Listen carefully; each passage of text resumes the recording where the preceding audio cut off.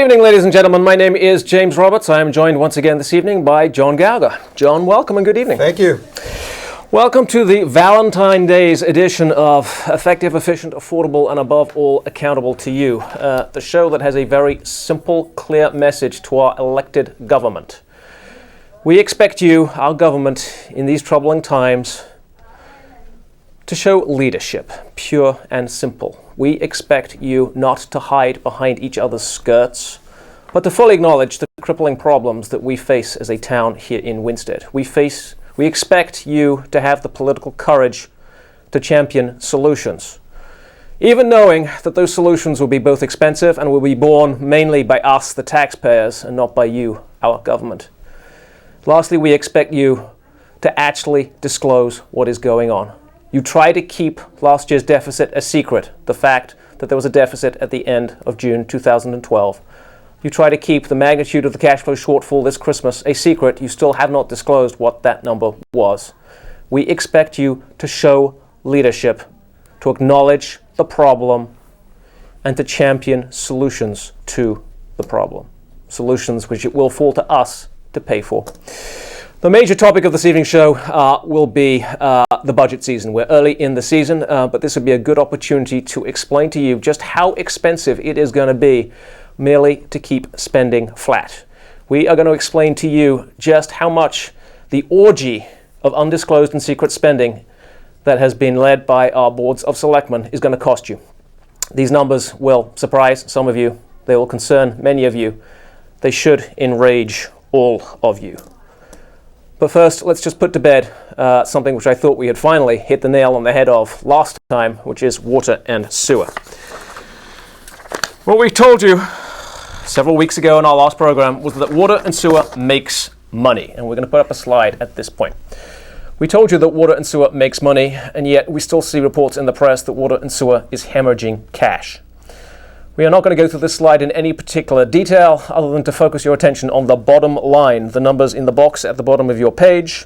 And let me interject here. This is from the audited reports of 2010 and 2009. Yep. So these are this is what we have the last audit on. You can go online and you can pick these things up from the town website. You can go to Town Hall and actually see the physical audits. These numbers are real. We did not make them up.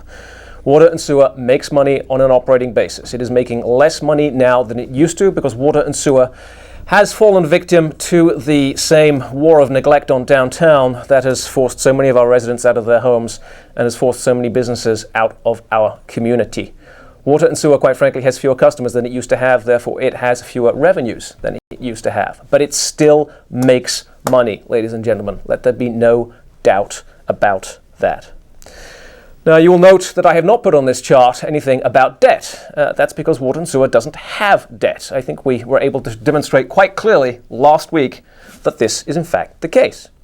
The town has debt. The town has debt. The town has general obligation bonds. The town went through a process where they converted debt that was specific to the sewer department or the water department and converted it under the mayor's signature to general obligation bonds. And general obligation bonds are just that, obligations of the town of Winchester. That's right. In order to save money for this community, we transfer those obligations from obligations of water and sewer to obligations of the town. The Mayor Welcome, did that. We showed you the prospectus in which she signed that, the prospectus in which she acknowledged that the town was on the hook and that the town would pay for these bonds out of general property taxes. Now, I am sure that water and sewer will be bamboozled into telling you that they are indeed somehow responsible for a portion of this debt. They have been so bamboozled in the past. They have been pressured into acknowledging some responsibility for this debt, and they have been pressured in paying for an inordinate portion of this debt. We are going to put up a slide for you right now, which is going to show you some startling numbers. In the last several years, whilst the town has lent $2 million plus or minus to water and sewer has actually funneled $6 million plus or minus to the town. All of it through the mechanic of bamboozling water and sewer to pay on the town's behalf the town's debt. Now, why is this so important, ladies and gentlemen? It's obviously important in the past because this was the mechanic by which every last dime was sucked from water and sewer to pay for obligations which the town was unwilling to budget for. And why is it so important going forward? Well, it's equally clear, ladies and gentlemen. Water and sewer rates, you don't get to vote on them. If the town chooses to pay these debts out of taxes, you get to say no. If the town chooses to pay these by sucking money out of water and sewer, you don't get to say no. Even though those levies are effectively taxes, they're taxes levied on those least able to pay, the downtown, and they're taxes levied on those most likely to leave, our businesses. But that's why everyone is so anxious to persuade water and sewer that the debt is theirs. Because water and sewer is the bottomless pit of unvoted upon taxes. That's the brutal reality, ladies and gentlemen. Now, if we want to true up, that's fine. I would recommend not truing up. Because the reality is water and sewer does not owe the town $2 million. The reality is the town owes water and sewer $6 million. Your choice, ladies and gentlemen. Your choice. So let's move on to the budget. We are early in the budget process. We have no idea what the selectmen are thinking of on their side, although we would hope they're actually thinking about budgeting all of the expenses for a change and not just some of the expenses. We do know some preliminary ideas of what the schools are thinking. Gilbert has put in a relatively modest request for $270,000. That represents about 50% of that number is derived from some new teachers to address the fact that we have children in our high school who cannot read or add up. High schools are not designed for children who cannot read or add up, and therefore Gilbert is forced to go and procure some additional teachers who can do that remedial work, which should be accomplished in the lower grades. The balance of the Gilbert increase is for the usual contractual increases. You may or may not view that as reasonable, but the overall number of $270,000 is a drop in the bucket compared to what the K-6 system is asking for. The K-6 system has preliminarily asked for $1.5 to $1.6 million in additional budget. On the basis of their total budget, that's a 7.5% increase, which in and of itself is pretty eye-popping in these times. But we can look at it differently, ladies and gentlemen. This year, you are currently contributing some $12 million to the school budget.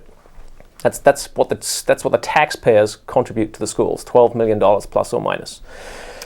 That's this year. That's this year. We haven't gone into the budget cycle for the state to see if the ECS grant is going to survive. Right. It probably will, but we don't know quite what the numbers will be.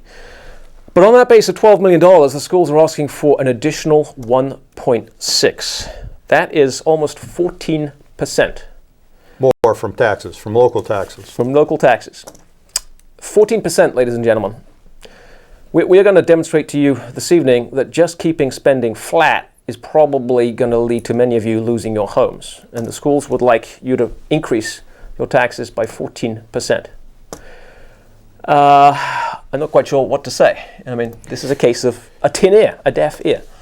I don't think people understand yet that there are no more increases, and the system has to be restructured because if you don't do it and do it quickly, I think you'll be left here with all public system workers and nobody to pay the bill. I mean, the real estate is essentially being wiped out. Right. I mean, we can argue as to the legitimacy of each of the individual things that go into these increases. There are many small items that all add up to these collectively large numbers. But for our school board to ask for a 14% increase in taxes at a time when the town is effectively bankrupt seems foolhardy at best. And from the sublime to the ridiculous, this comes 1 week after the school board formally requests a new building of the town of Winchester. That's $50 to $100 million, ladies and gentlemen. Forget about 14%. Let's just add $50 to $100 million to the bill. What is just brutally disappointing is every other town around is looking to pair up with some other public school system to get to a critical mass of students that you can spread the cost over in a reasonable fashion. It doesn't work for Gilbert. I don't care how many middle school kids you move there.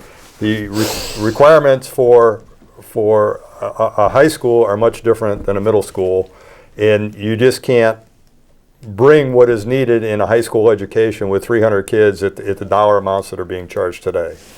When you look at the K through 6 system, your population once again is declining, and it doesn't warrant a new building.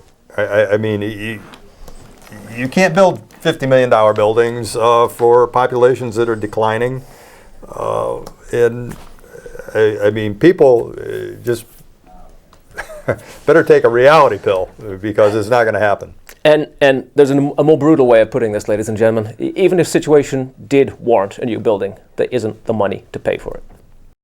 The town cannot borrow a dime. We have no fund balance, we have a shrinking tax base, we have no accounts, we are being investigated by the police. There's a plethora of reasons for why we cannot borrow a dime. And unless you really want to have your taxes increased by 100 times next year, there is no money to pay for a new school. However richly deserved you may or may not believe a new school would be. And to keep multiple buildings open the way it is now, it is, once again, a waste of money. Right. There is no reason to be doing what we're doing now. Simply because the argument that we should close a school is an old argument does not make it a bad argument. It is just as relevant today as it was last year and the year before. We need to make our expenses more sustainable for our community. But rather than spend a lot of time arguing over increases to the budget that we really don't know very much about right now, the school board has not voted on its budget, we haven't seen all of the details. Let's instead focus on what would it take to keep spending flat. This doesn't sound like a terribly ambitious goal on the face of it, but as we said at the outset, it is actually going to take a pretty substantial increase in your taxes just to keep spending flat. And that is because of this, what I refer to as this orgy of secret, undisclosed spending that has been going on in our past with the connivance of our selectmen, for which we, the taxpayers, will now have to pay the bill. We are going to put up a new slide on the screen, which will be headed "To Keep Spending the Same." Hopefully, this will be a relatively easy way of explaining the situation for you. To keep spending the same. In order to keep spending the same, we're going to start off with last year's taxes. Makes sense? The first thing we have to factor in is our governor's recommendation that we should eliminate car taxes. And once again, this is at a state level, hasn't been decided, but this is what is being proposed. Car taxes represent approximately 10% of our tax collections. If the state eliminates car taxes, we're going to have to make up that hole from somewhere else. Property taxes. Now, our critics will say this is all going to come out in the wash. If you don't have to pay car taxes, you'll pay a little bit more on your home taxes. But that's not really the way it works, ladies and gentlemen. Consider the renter. Well, I mean, when you look in the town of Winchester and you look at the units, over 50% of the units are rental units. Most of those people own a car. Most of them own a car. Most of them will save money by not having to pay taxes on their car. But the burden is shifted to, once again, to everyone else. to 2,300 water and sewer users. Right. At the other end of the extreme, there are people like me. I have lots of cars. I have more cars than most people. But the impact on my property taxes, will not match the savings that I get from not paying taxes on my cars. Once again, someone else is going to have to pick up that share. The number will be different for all of you, ladies and gentlemen. We've taken a round number of 10% as being a sensible ballpark for the impact of eliminating the cars. Impact to the mill rate on property. The second increase in your taxes derives from the fact that we are operating at a deficit currently here in Winston. And we're talking about increases to your property tax bill. Right. Our deficit currently is at least $1.5 million. That is to say that we will have expenses in this current year that exceed the amount of money that we have to pay them by at least $1.5 million. Because we have no fund balance anymore, that $1.5 million will have to come from some additional tax, either in the form of a supplemental tax this year or an increase to your taxes next year. A $1.5 million operating deficit equates to a 7% increase in your taxes. We are also currently operating under a debt service deficit this year. As we have exhaustively explained, no one ever budgeted the debt service on what are euphemistically called the water and sewer bonds, but which are in fact the town bonds. General obligation bonds of the town. That's another $500,000 that we will pay out this year that we have not raised any taxes for.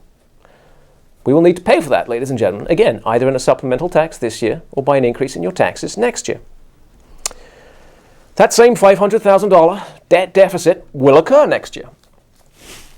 We will have to raise taxes, ladies and gentlemen, either by increasing your taxes next year or through a supplemental to fill that hole. And then lastly... And let me just interject here on a supplemental tax. A supplemental tax is very inefficient. It's usually a small number. It's sent out probably, most likely, at the wrong time of year. Very tough to collect, but go to it. Lastly, you will recall at Christmas we had $4 million in unpaid bills. Correction. We know of $4 million in unpaid bills. The town manager has refused to tell us whether there were in fact more than $4 million in unpaid bills. But we know absolutely that if we are to function as a town, we will need to pay our bills, and therefore we will need to make sure that we have $4 million lying around next Christmas to pay our bills. So that's another hole that we need to fill just to keep the town functioning. Liquid. So we started with last year's taxes. We added 10% to reflect the change in the car taxes, 7% for this year's operating deficit, 6% for the debt service deficits. Last year and next year. 20% for the $4 million in unpaid bills. And that provides liquidity so you can pay your bills on time. That gets you to a 43% tax increase, ladies and gentlemen. 43%. That has bought not a single teacher, not a single policeman, not a single inch of road paving. That has paid for not a single pay raise. 43% is the number that your taxes will go up to maintain flat spending and to actually pay the bills. To keep the system exactly the same as everybody wants to, and nobody wants to address a restructuring. And we've sat here for many, many shows saying you have to restructure the town, you have to reinvest in certain areas, and you can't get by without doing something more radical than just sitting back and doing nothing. And let's be clear, we're not suggesting that sitting back and doing nothing is the right idea. We're just showing you what the numbers will be if we sit back and do nothing. If we simply try to do next year what we did this year, we'll require a 43% increase in your taxes. But that's forgetting one thing, ladies and gentlemen. That's forgetting the reval. Remember, we spent a lot of time talking about the reval at the end of last year. Yeah, your property values went down. By over 20%. The town manager has agreed that simply reflecting the reval will add 25% to the mill rate. So in summary, to spend the same amount of money next year as we spent this year, but to actually budget for all of that money rather than simply trying to do much of it on the sly behind the curtain, will require a 43% increase in your taxes and a 25% increase from the reval. Not everyone will have the reval increase. It varies. Those people whose Those properties, are averages. Yeah, those people whose properties decline by more than the total average will actually see a little bit of a savings. Those people whose property did not will not. I bumped into a neighbor the other day who was all smiles, saying they had gone through the appeals process. The increase in their valuation had actually come down. They were now flat. This was great news. I reminded them that that meant that they would be facing a 25% tax increase. The smile went away. 43% to keep spending flat, 25% for the reval. That is a 68% tax increase. Right. That buys you nothing. This is simply the reflection of the epically poor judgment that our selectmen have made over a long period of time. This is simply a reflection of the fact that they have not told you what's going on. Now, when you look at the numbers from last year from the state of Connecticut, the workforce dropped by 2.2%. That's the amount of people that just left the workforce and went away, whether they retired, whether they were fired and left the state. Over 45,000 people you don't collect income tax on anymore, you don't collect sales tax on anymore. I mean, that's just a humongous drop. And when you get stuff like this, people abandon you. I mean, you're looking at abandonment. We have spoken at length about what need to be the long-term goals of our community, and that is very clearly the rebuilding of our downtown, the attracting of a balanced, sustainable population, the attracting of businesses, be they retail businesses or businesses of other sorts. Faced with a 68% tax increase that buys absolutely not a single incremental additional service, not a single incremental additional employee, not a single... And it's applied to property tax, it's applied to personal property. If you have a business downtown, all your equipment, your building, everything. I mean, where do you get the customers to cover that? You don't. It's pretty clear that... So if you're a business person, I mean, you just close the door. I don't even know if you lock the door. You just close the door and say, here, take it. No. I mean, these sorts of numbers accelerate the decline that we're already seeing. It's that simple. And this, you know, you have to understand where it goes. It goes to pay increases in salaries, which the businessman downtown is not getting an increase. It goes to pay benefits, healthcare benefits that the businessman downtown or businesswoman doesn't even get to see, it probably in their lifetime. So, I mean, it becomes a funnel of putting things into a group of people in the society that don't work downtown. Right.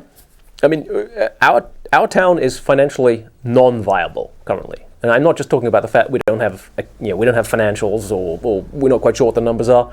We are structurally non-viable. We cannot continue to exist over any material time frame, given where we are. I want to put one last slide up before we finish up this evening. And that simply reflects all of the hysteria over water and sewer and the perceived desire to true up what are thought to be all sorts of benefits that will accrue from getting town control over water and sewer. The true up, you will recall, means either that water and sewer rates will go up by $2 million to quote-unquote repay a debt to the town, or that taxes will go up by $6 million to quote-unquote repay the town's debt to water and sewer. You can choose whichever of those you think is the better outcome. To keep spending flat, taxes go up 43%. To repay $2 million to water and sewer, to the town, I beg your pardon, they go up an additional 10%. To repay $6 million to water and sewer, they go up an additional 30%. For the reval, they go up 25%. The combined total, ladies and gentlemen, without spending a single dollar more, is 78 to 98%. You're doubling your tax. We haven't counted anything like catching up on the pension funds, the other post-retiree stuff, all the things that aren't actually $1.4 million costing us money. that the school board wants. New building. New building. 98% tax increase. We said at the outset of this show that we felt that the message of this show was that our leaders need to demonstrate leadership. This is why, ladies and gentlemen, we need leadership. The failure of leadership in the past has put us in a position where we're looking at a 90% increase in our taxes for precisely nothing. It is clear that in order to get us out of this hole, you got to do something differently. We've got to do something differently, dramatically differently. If only we have to start being honest with each other. Wouldn't that be a nice surprise? If people actually told us that these were the issues? Once again, the financial system has to be transparent. It has to be on one system with one financial director. And you got to get it to a system that is, in this century, on software that will support both the school side and the town side. And that stuff is made. And once you get set up, I go and look at budgets that are online. I mean, Right. you can go to various towns around the state and see everything right down to the last detail online. What they allocated for, what they spent. What they spent. But bottom line, ladies and gentlemen, we need budgets that budget for everything. Every single revenue that comes in, every single expense that goes out. And to the extent that those things change during the year, the budgets have to be amended. We have to understand those budgets. They cannot be so complex, so convoluted that we have no idea what is going on. We need to understand where money is being spent. Is it being spent according to the budget? And we need to fill in the hole that a decade of reckless failure to budget has left us. We need a 43% increase in our taxes just to fill in the hole. We need a 25% increase in our taxes just to make up for the reval. We need a 10 to 30% increase in our taxes if you really do want to take control of water and sewer and true up that tangled relationship. And let me say this, is we're not advocating these increases. We're showing you what they are if you remain with the status quo.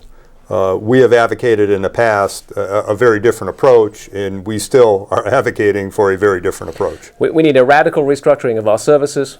We need to understand what we pay. Does it work? We need to prioritize better. But we do need to recognize that there will be an expense to getting out of this current hole. And that expense is a minimum of a 43% increase in taxation. There is no way around that issue. We need, ladies and gentlemen, to do this because we need to revitalize downtown. The war of neglect on downtown has to stop, has to be reversed, has to be countered by investment downtown. And we cannot get that done until we've A, restructured our services, B, filled in the financial hole that we face, and C, commit as a town to ensure that we know what is going on, that we are told the straight scoop by our government, and that our government does right by us. We need to know that our government will have the political courage to tell us what's going on, to do the right thing, and to make sure that it happens. With that, I think we'll close. Happy Valentine's Day, ladies and gentlemen. And don't forget that loved one. Good night.